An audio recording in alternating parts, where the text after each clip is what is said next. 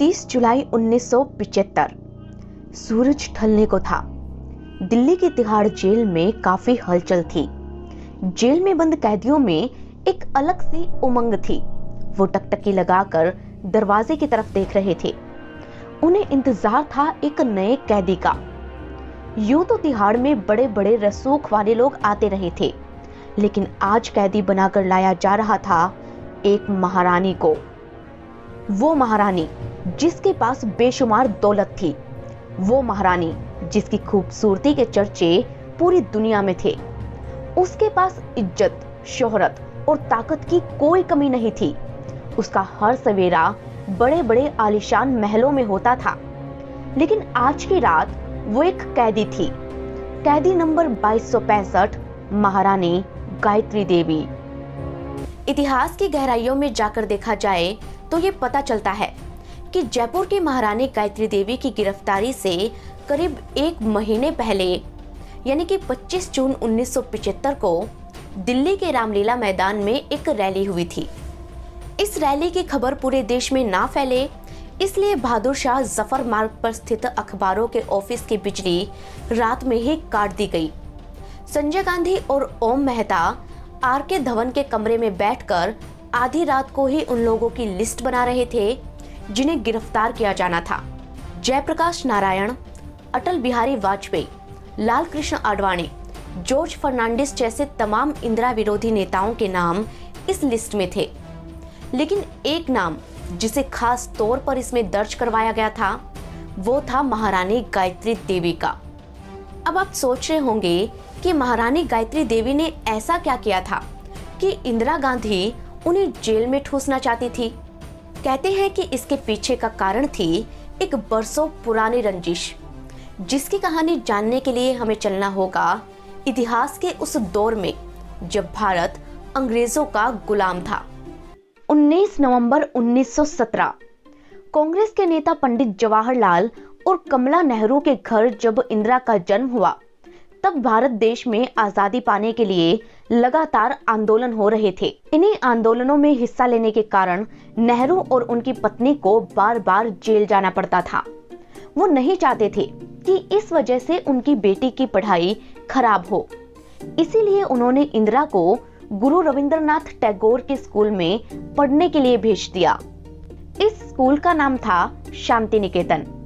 क्योंकि नेहरू और टैगोर अच्छे दोस्त थे, इसीलिए टैगोर इंदिरा को पहले से जानते थे। वे उन्हें प्यार से प्रियदर्शनी कहकर बुलाते थे। पिता का नाम काफी प्रसिद्ध होने के कारण भी इंदिरा को क्लास के बच्चे खास अहमियत देते थे। लेकिन कुछ समय बाद ही इंदिरा का रुतबा कम होने लगा, क्योंकि क्लास में एक नई स्टूडेंट आ गई थी। ये स्टूडेंट थी कूच बिहार की राजकुमारी गायत्री नारायण।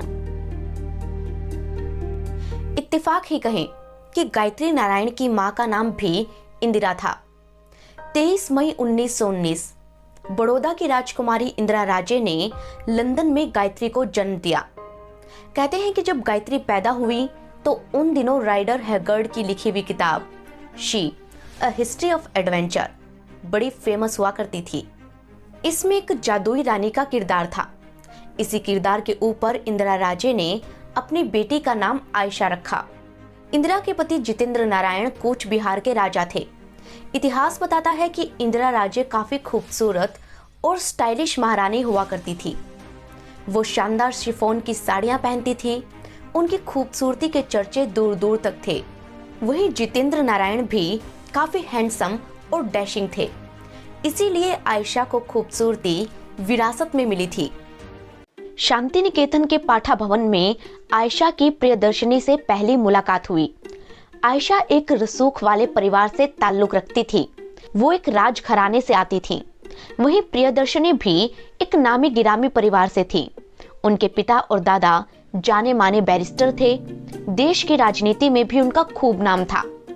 होने को तो ये दोनों दोस्त भी हो सकती थी, लेकिन स्कूल के दिनों से ही इन दोनों में मनमुटाव शुरू हो गया था। दोनों कभी भी एक दूसरे की दोस्त नहीं बन पाई।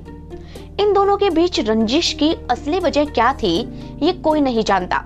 लेकिन जाने माने जर्नलिस्ट खुशवंत सिंह ने लिखा था कि इंदिरा गांधी गायत्री देवी से इसलिए चिढ़ती थी क्योंकि वो खुद से ज्यादा खूबसूरत किसी दूसरी महिला को बर्दाश्त नहीं कर सकती थीं। वो खुद को सबसे बेहतर समझती थीं। हालांकि खुद गायत्री देवी या इंदिरा गांधी ने साफ तौर पर इस रंजिश का कारण नहीं बताया, लेकिन स्कूल के दिनों में उन दोनों के बीच रिश्ते कभी भी ठीक नहीं रहे। उन्हीं की वजह से इंदिरा को रजवाड़ों और प्रिवी पर्स से नफरत हो गई थी। खैर, साल 1935 में प्रियदर्शनी यानी कि इंदिरा अपने बीमार मां कमला नेहरू के इलाज के लिए उनके साथ स्विट्जरलैंड चली गईं। आगे की पढ़ाई के लिए उन्होंने सोमरविल कॉलेज ऑक्सफोर्ड में एडमिशन ले लिया और आयशा यानी कि गायत्री नारायण हायर स्टडीज के लिए लंदन चली गई। गायत्री नारायण महज 12 साल की थी जब उनकी मुलाकात जयपुर के महाराजा मानसिंह द सेकंड से हुई। कहते हैं कि उनकी खूबसूरती देख मानसिंह दिल हार बैठे और उन्हें शादी के लिए प्रपोज कर दिया। लेकिन मानसिंह गायत्री देवी से करीब 9 साल बड़े थे और उनकी पहले से ही 2 पत्नियां थी। इसीलिए गायत्री देवी की मां इंदिरा राजे इस शादी के सख्त खिलाफ थीं। लेकिन इंदिरा राजे की राजा जितेंद्र नारायण से खुद लव मैरिज हुई थी और इस शादी के लिए उन्होंने ग्वालियर के सिंधिया महाराजा से अपनी सगाई तक तोड़ दी थी। मां की तरह ही गायत्री देवी ने भी समाज के खिलाफ जाकर साल 1941 में महाराजा मानसिंह से शादी कर ली। इस तरह सिर्फ 21 साल की उम्र में वो कूच बिहार की राजकुमारी से जयपुर की महारानी बन गई। इधर इंदिरा गांधी की लव स्टोरी भी काफी हद तक गायत्री देवी जैसी ही थी। उन्हें एक पारसी लड़के फिरोज से प्यार हो गया था। क्योंकि नेहरू एक हिंदू ब्राह्मण थे और फिरोज का धर्म उनसे अलग था, इसीलिए समाज के लोग इस शादी के लिए भी तैयार नहीं हुए। आखिरकार महात्मा गांधी ने फिरोज को गोद ले लिया और उनका नाम बदलकर फिरोज गांधी रख दिया गया। साल 1942 में फिरोज और इंदिरा की शादी हो गई। शादी के बाद इंदिरा अपने ससुराल लखनऊ चली गई और गायत्री देवी महाराजा मानसिंह के साथ अपने ससुराल जयपुर आ गई। यहीं से इन दोनों के लिए राजनीति में एंट्री की सरजमीन तैयार होती है। कहते हैं कि जब गायत्री देवी ब्याह कर जयपुर पहुंची तो महाराजा मानसिंह ने उन्हें घूंघट लेने के लिए कहा, क्योंकि जयपुर राजघराने की महारानियां घूंघट में रहती थीं, इसलिए गायत्री को भी घूंघट लेना पड़ा। लेकिन हकीकत में वो पर्दा प्रथा के सख्त खिलाफ थीं। रजवाड़े की दूसरी महारानियों के उलट वो अपनी मां इंदिरा राजे की तरह स्टाइलिश शिफॉन साड़ियां और पर्ल नेकलेस पहना करती थी। उन्हें शिकार करना और पोलो खेलना भी काफी पसंद था। कहते हैं कि उनकी खूबसूरती के कारण इंटरनेशनल मैगजीन वोग ने उन्हें दुनिया की सबसे खूबसूरत महिलाओं की लिस्ट में भी शामिल किया था। भले ही उस दौर में रजवाड़े खत्म हो चुके थे, लेकिन उनकी अहमियत अब भी बरकरार थी। गायत्री देवी महारानी होने के नाते जब जनता के बीच जाती तो उन्हें भी लोगों से खूब प्यार मिलता। इस वजह से ही उन्होंने राजनीति में आना तय किया। साल था 1962। गायत्री देवी ने सी राजगोपालाचारी की स्वतंत्र पार्टी ज्वाइन कर ली और जयपुर सीट से अपना पहला चुनाव लड़ा। कुल 2,46,000 वोटों में से 1,93,000 वोट गायत्री देवी को मिले थे। कहते हैं कि इतनी बड़ी जीत के कारण उनका नाम Guinness book of world record में दर्ज हो गया था। जब वो लोकसभा पहुंची तो उनके स्टाइल के साथ साथ उनके भाषणों के भी खूब चर्चे होते थे। ये वो दौर था जब गायत्री देवी की किस्मत का सितारा बुलंदियों पर था।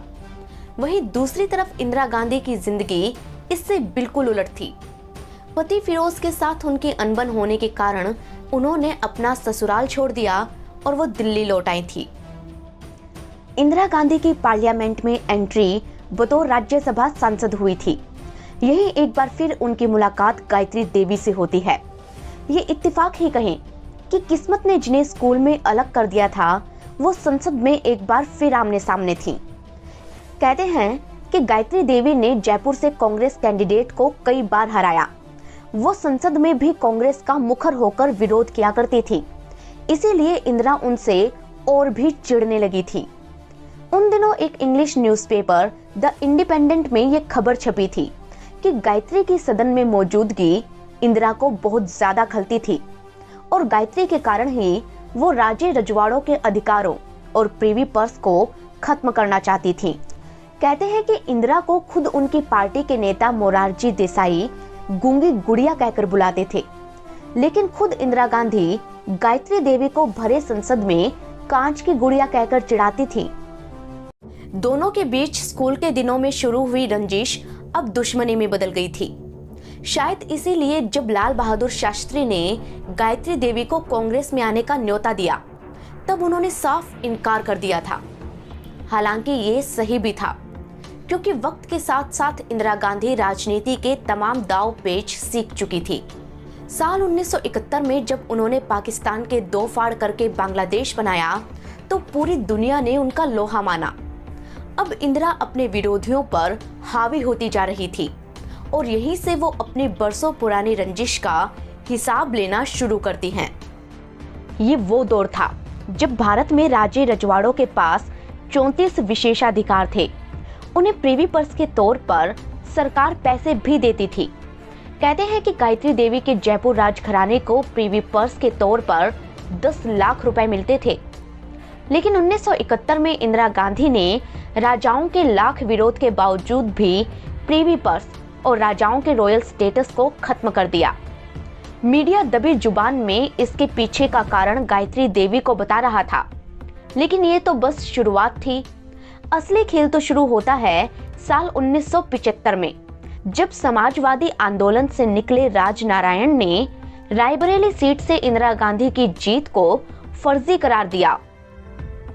अब आप सोच रहे होंगे कि चुनाव तो 1976 में होने थे, फिर एक साल पहले ये मुद्दा कैसे उठा। दोस्तों, दरअसल हुआ ये था कि साल 1975 आते आते विपक्ष इंदिरा गांधी पर काफी हावी होने लगा था। उन पर करप्शन के आरोप भी लगाए जाने लगे थे। तब 1971 में इंदिरा के खिलाफ रायबरेली सीट से पर्चा भरने वाले राजनारायण ने यह दावा किया कि 1971 में जो लोकसभा चुनाव हुए थे उसमें उनकी जीत हुई थी, लेकिन इंदिरा गांधी ने चुनाव में धांधली की और अब वो उनकी जीत को फर्जी बताने लगे। उन्होंने पूरे 4 साल बाद जाकर इस नतीजे को कोर्ट में चुनौती दी। तब इलाहाबाद हाई कोर्ट ने इस पर जांच बैठाई। 12 जून 1975 को जस्टिस जगमोहन लाल सिन्हा ने इंदिरा गांधी की जीत को फर्जी करार दिया। साथ ही उन पर पाबंदी लगा दी कि वो 6 साल तक चुनाव नहीं लड़ सकेंगी। इंदिरा के पास इस्तीफा देने के अलावा अब कोई चारा नहीं बचा था। वो इस्तीफा टाइप भी कर चुकी थी, लेकिन इंदिरा गांधी के खास और बंगाल के सीएम रहे सिद्धार्थ शंकर रे ने उन्हें इमरजेंसी लगाने की सलाह दी। इंदिरा को यह विचार पसंद आया, क्योंकि इमरजेंसी का मतलब था पूरा कंट्रोल सिर्फ सरकार के हाथों में। ऑपोजिशन, मीडिया, यहां तक कि पब्लिक को भी कुछ भी बोलने का अधिकार नहीं था। ये अच्छा मौका था अपने विरोधियों पर हावी होने का। 25 जून 1975 आधी रात को इमरजेंसी के ऐलान के साथ ही कांग्रेस विरोधी हर नेता को पुलिस जेल में ठूसने लगी, लेकिन वो महारानी गायत्री देवी को गिरफ्तार नहीं कर पाई, क्योंकि गायत्री देवी अल्सर का इलाज कराने के लिए मुंबई गई थीं। करीब 1 महीने बाद वो दिल्ली लौटी। वहां जब वो संसद गई तो उन्होंने देखा कि असेंबली में अपोजिशन की सभी सीटें खाली पड़ी थी और कांग्रेस के सांसद उन्हें हैरानी भरी नजरों से देख रहे थे, क्योंकि विपक्ष के सारे नेता तो जेल में थे। फिर गायत्री देवी बाहर कैसे? ये सब देखकर वो समझ चुकी थी कि उनकी गिरफ्तारी भी तय है। हुआ भी यही। जैसे ही वो अपने दिल्ली वाले घर पहुंची, पुलिस भी उनके पीछे पीछे वारंट लेकर पहुंच गई। उन्होंने अपनी किताब में बताया कि पुलिस वालों ने न टेलीफोन करने दिया, न वकील से मिलने दिया और उन्हें सीधे थाने ले गए। गायत्री देवी के साथ उनके बेटे कर्नल भवानी सिंह भी थे। कहते हैं कि पुलिस ने उन्हें conservation of foreign exchange and prevention of smuggling activities act के तहत अरेस्ट किया था। सरकार का कहना था कि गायत्री देवी और उनके बेटे ने विदेशी यात्रा से बचे हुए कुछ डॉलर्स का हिसाब सरकार को नहीं दिया है, इसीलिए उन्हें अरेस्ट किया गया है। लेकिन इतिहासकार बताते हैं कि ये गिरफ्तारी के लिए एक बहाना भर था। गिरफ्तारी और जेल में बिताए हुए उन दिनों के एक्सपीरियंस को महारानी गायत्री देवी की autobiography a princess remembers, John Zubrzycki की किताब the house of Jaipur, Koomi Kapoor की किताब the emergency a personal history और कुछ इंटरव्यूज जैसे कि Rajmata narrates tales of Vedanta के जरिए शेयर किया गया है, जिसमें बताया गया है कि गायत्री देवी और भवानी सिंह को जब पुलिस स्टेशन ले जाया गया तो वहां पुलिस वाले भवानी सिंह को तुरंत पहचान गए, क्योंकि वे राष्ट्रपति के बॉडीगार्ड रह चुके थे और उन्हें 1971 की जंग में बहादुरी दिखाने के लिए महावीर चक्र भी मिला था। वो बताती हैं कि उन दिनों दिल्ली की सारी जेलें ठसाठस भरी थी, इसीलिए उन्हें 3 घंटे पुलिस स्टेशन में बैठा कर रखा गया। आधी रात को दोनों को तिहाड़ जेल ले जाया गया। पुलिस ने उनके लिए चाय और बिस्तर का बंदोबस्त करके रखा था। कर्नल भवानी सिंह को जेल में बाथरूम वाले कमरे में रखा गया, जबकि गायत्री देवी को एक बदबूदार कमरे में कैद कर दिया गया। ये कमरा सी कैटेगरी का एक बहुत ही छोटा सा कमरा था, जो मच्छरों से भरा पड़ा था। इसमें पंखा नहीं था और पलंग भी एक ही था। कमरे में एक नल लगा था, उसमें भी पानी नहीं आता था। कमरे के ठीक बाहर एक गड्ढा था जिसमें कैदी टॉयलेट जाते थे। इस वजह से उनके कमरे में हर वक्त बदबू आती रहती थी। जेल का माहौल भी बेहद खराब था। यहाँ रात भर कैदी एक दूसरे के साथ झगड़ा करते और जोर जोर से चिल्लाते। महलों में रहने वाली महारानी जेल का ये भयानक नजारा पहली बार देख रही थी, लेकिन फिर भी उन्होंने हिम्मत नहीं हारी। उनके साथ कम्युनिस्ट कार्यकर्ता श्रीलता श्रीनिवासन को भी रखा गया था। श्रीलता ने बिना कहे ही पलंग महारानी को दे दिया और खुद जमीन पर सो गईं। जेल में पहली रात गायत्री देवी ने जागते हुए ही गुजार दी। मच्छरों ने उन्हें खूब परेशान किया और वो सो नहीं पाईं। अगले दिन उन्हें जेल में एक सेंसर किया हुआ पेपर और सुबह की चाय दी गई। हालांकि महारानी होने के कारण उन्हें कुछ प्रिविलेज भी मिले थे, जैसे उन्हें जेल में वॉग और टेटलर मैगजीन मिलती थी। उनके पास समाचार सुनने के लिए रेडियो भी था। हर शाम उन्हें अपने बेटे भवानी सिंह से मिलने की परमिशन थी। एक कैदी लैला बेगम को उनका कमरा साफ करने का जिम्मा मिला था। जेल के खराब माहौल में गायत्री देवी ने जैसे तैसे 1 महीना गुजारा, लेकिन अब उनके साथ एक और कैदी को शिफ्ट किया जा रहा था। ये थी कैदी नंबर 2266, राजमाता विजय राजे सिंधिया। 3 सितंबर 1975 विजय राजे को तिहाड़ जेल में लाया गया। इसी के साथ ही अब 2 महारानियां तिहाड़ की कैदी बन गई थी। यहाँ पर गायत्री देवी ने उनका हाथ जोड़कर स्वागत किया और उनसे कहा कि आप यहाँ कैसे पहुंच गई, ये बड़ी ही खराब जगह है। ग्वालियर की राजमाता विजया राजे सिंधिया इंदिरा गांधी की धुर विरोधी थी, इसीलिए उनके साथ तो और भी बुरा बर्ताव किया गया। पुलिस ने उनके सारे बैंक खातों को सील कर दिया। एक समय पर नौबत ऐसी आ गई कि उन्हें अपनी प्रॉपर्टी बेचकर या उधार मांगकर खर्चा चलाना पड़ रहा था। अगर कोई भी उनकी मदद करता तो पुलिस उसके भी पीछे पड़ जाती। जब उन्हें अरेस्ट किया गया तो उनकी बेटियों पद्मावती, उषा, वसुंधरा और यशोधरा को तो ये तक नहीं पता था कि उन्हें अरेस्ट करके रखा कहाँ गया है। कहते हैं कि उन्हें तिहाड़ की एक बेहद घटिया कोठरी में शिफ्ट किया गया था, जहां पर हर समय बदबू फैली रहती थी और मक्खियां इतनी थी कि खाना खाते समय उन्हें एक हाथ से भिन भिनाती हुई मक्खियों को दूर भगाना पड़ता था। रात में उनके कमरे में तरह तरह के कीड़े मकोड़े भर जाया करते थे। जेल के इन जुल्मों सितम को सहकर भी ये दोनों महारानियां सिस्टम के खिलाफ डटी रहीं। गायत्री देवी ने जेल के अंदर कुछ फुटबॉल और रैकेट भी मंगवा लिए थे। दोनों कोशिश कर रही थी कि जैसे तैसे उस खराब माहौल की आदी हो जाएं। लेकिन अब गायत्री देवी की तबीयत खराब होने लगी। जेल में उनका वजन 10 किलो तक कम हो गया था और उन्हें लो ब्लड प्रेशर रहने लगा। उनके मुंह में छाले हो गए थे। उन्हें लगने लगा कि वो जेल से जिंदा बाहर नहीं आ सकेंगी। विजय राजे की बायोग्राफी राजपथ से लोकपथ पर लिखने वाली मृदुला सिन्हा ने अपनी किताब में लिखा है कि गायत्री देवी की निराशा को दूर करने के लिए राजमाता विजय राजे ने एक तरीका निकाला। उन्होंने गायत्री देवी से कहा कि मेरे पास दिव्य दृष्टि है और मैंने भविष्य में देखा है कि आप जेल से इस तारीख को रिहा हो जाएंगी। इसके बाद गायत्री देवी निश्चिंत हो गई, लेकिन जब उस तारीख को वो रिहा नहीं हो पाई तो उन्होंने विजयराजे सिंधिया से कहा कि आपकी भविष्यवाणी तो गलत साबित हो गई।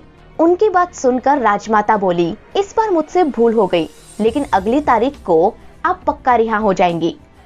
गायत्री देवी की निराशा को कम करने के लिए विजयराजे सिंधिया लगातार ये सिलसिला चलाती रहीं। गायत्री देवी की बिगड़ती सेहत के कारण उन्हें दिल्ली के जीबी पंत हॉस्पिटल में एडमिट करवाया गया, जहां पता चला कि उनके गॉल ब्लैडर में स्टोन भी था। उनकी बीमारियों से परेशान होकर कर्नल भवानी सिंह ने प्रणब मुखर्जी को लेटर लिखे और अपनी मां की रिहाई की अपील की। कहते हैं कि प्रणब ने ये लेटर इंदिरा गांधी को भेजे, लेकिन इंदिरा थी कि मानने को तैयार नहीं। उधर लंदन में लॉर्ड माउंटबेटन ने गायत्री देवी को रिहा कराने की कोशिशें शुरू कर दी। माउंटबेटन गायत्री देवी के दोस्त थे, इसीलिए उन्होंने ब्रिटेन की महारानी से ये दरख्वास्त की कि वो गायत्री देवी की रिहाई के लिए इंदिरा गांधी को लेटर लिखे। हालांकि ब्रिटिश उच्चायोग का कहना था कि ये भारत का आंतरिक मामला है और इंदिरा शायद ही उनकी बात माने, लेकिन तिहाड़ में रह पाना अब गायत्री देवी के लिए मुमकिन नहीं था। इसलिए उन्होंने वो किया जो इंदिरा चाहती थी। उन्होंने खुद इंदिरा गांधी को एक लेटर लिखा, जिसमें लिखा था, अंतर्राष्ट्रीय महिला वर्ष की समाप्ति के मौके पर अपने देश की बेहतरी के लिए मैं आपको और आपके कार्यक्रमों का समर्थन करने का आश्वासन देती हूँ। मैं राजनीति से संन्यास ले रही हूँ और चूंकि स्वतंत्र पार्टी वैसे भी समाप्त हो चुकी है और मेरा किसी दूसरे दल का सदस्य बनने का कोई इरादा नहीं है, इसलिए मुझे रिहा कर दिया जाए। इंदिरा यही तो चाहती थी। ये लेटर मिलते ही उन्होंने गायत्री देवी की रिहाई के आदेश दे दिए। 11 जनवरी 1976 कुछ शर्तों के साथ गायत्री देवी को रिहा कर दिया गया, लेकिन इसी के साथ ही राजनीति में उनका सफर हमेशा हमेशा के लिए खत्म हो गया। गायत्री देवी ने जेल में कुल 156 रातें बिताई थी। उन्हें दूसरे कैदियों और राजमाता विजयराजे ने खूब बधाइयां देकर विदा किया, लेकिन ग्वालियर की राजमाता को अब भी जेल में कुछ दिन रहना था, क्योंकि उन पर पहरा काफी सख्त था। इसीलिए बहुत कोशिशों के बाद जाकर उनकी एक बेटी उषा को उनसे मिलने दिया गया। बेहद खराब स्थितियों में राजमाता ने जैसे तैसे कुछ महीने जेल में गुजारे, लेकिन अब वो भी बीमार रहने लगी। उन्हें इलाज के लिए दिल्ली के एम्स हॉस्पिटल में एडमिट करवाया गया और कुछ दिनों बाद उन्हें भी रिहा कर दिया गया। विजयराजे जब जेल से निकलीं तो उनकी बेटियों ने उनका स्वागत किया। उनकी आंखों में आंसू थे और चेहरे पर मुस्कान। आखिरकार ये महारानियां अब आजाद थी, लेकिन जेल में इन्होंने जो दिन देखे वो किसी बुरे सपने से कम नहीं थे। कहते हैं कि राजमाता विजयराजे जेल से निकलने के बाद भी राजनीति में एक्टिव रहीं, लेकिन गायत्री देवी अब राजनीति छोड़ चुकी थी। बावजूद इसके इंदिरा गांधी ने उनका पीछा नहीं छोड़ा। कुछ समय बाद ही गायत्री देवी के ठिकानों और जयगढ़ फोर्ट पर इनकम टैक्स की रेड पड़ी और खजाने की तलाश में पूरे जयगढ़ को तहस नहस कर दिया गया। वक्त के साथ इमरजेंसी का दौर भी खत्म हुआ, लेकिन रंजिश बरकरार रही। कहते हैं कि साल 1980 में संजय गांधी के निधन पर इंदिरा गांधी को गायत्री देवी ने सांत्वना देने के लिए फोन किया था। तब भी उन्होंने बात करने से इनकार कर दिया। आगे के सालों में कई बार ये कयास लगाए गए कि गायत्री देवी फिर से राजनीति में एंट्री करेगी, लेकिन उन्होंने राजनीति के बजाय राइटिंग को अपना हथियार बनाया और अपनी जिंदगी को किताब के पन्नों में समेटना शुरू किया। साल 1984 में इंदिरा गांधी की हत्या कर दी गई और 2009 में गायत्री देवी ने दुनिया को अलविदा कह दिया। लेकिन इन दोनों की रंजिश के किस्से इतिहास के पन्नों में हमेशा हमेशा के लिए दर्ज हो गए।